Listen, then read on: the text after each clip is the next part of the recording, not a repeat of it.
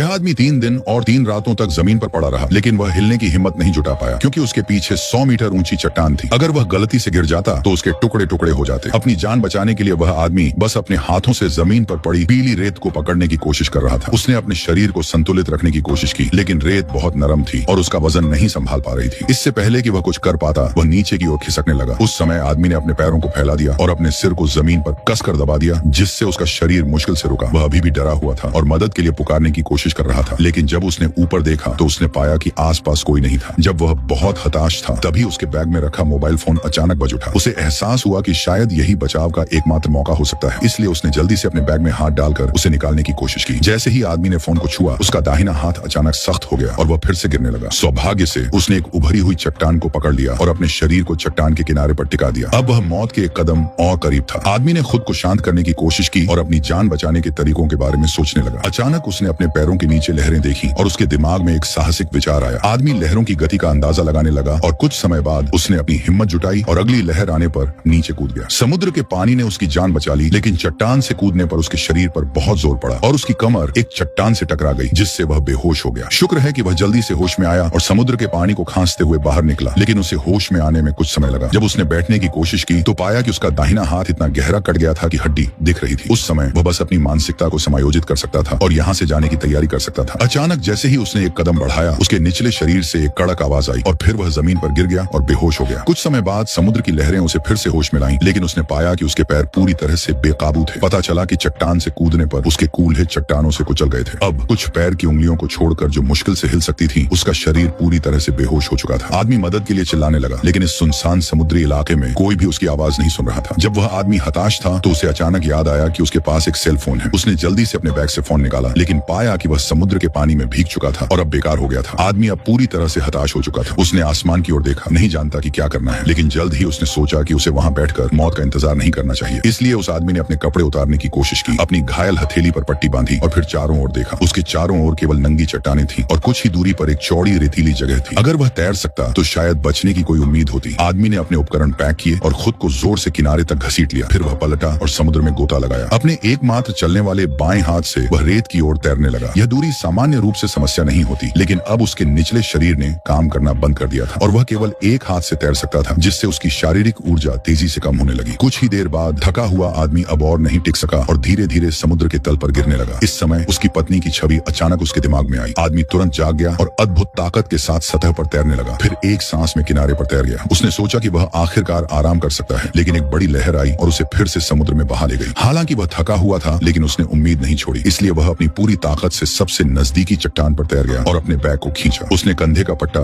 चट्टान पर लटकाया। उसने इस जीवन रक्षक तिनके को कसकर पकड़ रखा था, जिससे उफनती लहरें लगातार उस पर वार कर रही थी। एक समय के बाद लहरें अंततः पीछे हट गईं और वह आदमी फिर से भाग्यशाली था। लेकिन इस बार एक सींगल ने आदमी की असावधानी का फायदा उठाया और उसके घाव से मांस का एक टुकड़ा निकाल लिया। आदमी तुरंत जाग गया और जल्दी से सीगल को भगाने के लिए हाथ हिलाया। फिर कंधे का पट्टा फाड़ने के लिए संघर्ष किया और जमीन पर गिर गया। फिर उसने अपने शरीर को समुद्र तट पर खींचा और दिन का अधिकांश समय एक संकट संकेत लिखने में बिताया, ताकि कोई भी गुजरने वाला उसे देख सके। हालांकि अंधेरा होने तक आदमी ने बचाव का इंतजार नहीं किया। पानी नहीं पीने के कारण उसका गला सूख गया था। उसने अपने पैरों के नीचे एक छोटा सा छेद खोदा और उसमें टिन की पन्नी रखकर पानी इकट्ठा करने की कोशिश की, लेकिन अपनी गंभीर चोट के कारण वह केवल पेशाब कर सका। तभी समुद्र से गर्जने की आवाज आई और ऐसा लग रहा था कि भारी बारिश होने वाली है। आदमी ने जल्दी से बची हुई टिन की पन्नी छेद में डाल दी और फिर बारिश को पकड़ने के लिए इंतजाम किया। उसने अपनी जीभ को बारिश की बूंदों के लिए खोला, लेकिन केवल कुछ बूंदें ही गिरी। निराश होकर उसने फिर से टिन की पन्नी को उठाया और उसे चूसा, लेकिन पानी की एक बूंद भी नहीं मिली। निराशा ने उसे इतना तोड़ दिया कि वह जमीन पर रोने लगा और अंत में इस कठिनाई को स्वीकार करना पड़ा। अगले दिन आदमी को एक जरूरी फोन की घंटी सुनाई दी। उसने आवाज के स्रोत की तलाश की और जल्दी से समुद्र तट के नीचे से अपना मोबाइल फोन निकाला। उसमें अपने माता पिता की छवि देखकर आदमी तुरंत खुश हो गया। उसने उन सभी को अपने दुखद अनुभव के बारे में बताया और उम्मीद जताई कि वे जल्द ही उसे बचाने के लिए आएंगे। हालांकि फोन के दूसरी तरफ मौजूद व्यक्ति ने सिर्फ अपने आप से बात की और कोई जवाब नहीं दिया। उसे एहसास हुआ कि यह सब सिर्फ एक भ्रम था। उसने समझ लिया कि वह आज शायद न बचे, इसलिए उसने फोन पर अपने परिवार को अंतिम अलविदा कहा। फिर थका हुआ आदमी समुद्र तट पर लेट गया, चुपचाप मौत का इंतजार कर रहा था। उसके घाव से सड़े हुए मांस की गंध ने समुद्र तट पर कई सीगलों को आकर्षित किया, जो उसकी मौत का इंतजार कर रहे थे। अचानक समुद्र में एक जहाज हल्का सा दिखाई दिया, जिसने उस आदमी को फिर से बचने की उम्मीद दिखाई। भले ही यह सिर्फ एक भ्रम था, फिर भी वह किसी भी बचने के मौके को छोड़ने को तैयार नहीं था। इसलिए उस आदमी ने आधा सरबोर्ड उठाया और बिना किसी हिचकिचाहट के समुद्र की ओर चल पड़ा। हालांकि लहरें उसे बार बार किनारे पर धकेल रही थी, लेकिन उसने हार नहीं मानी। अंत में उसके लगातार प्रयासों से वह बड़ी लहरों की रुकावट को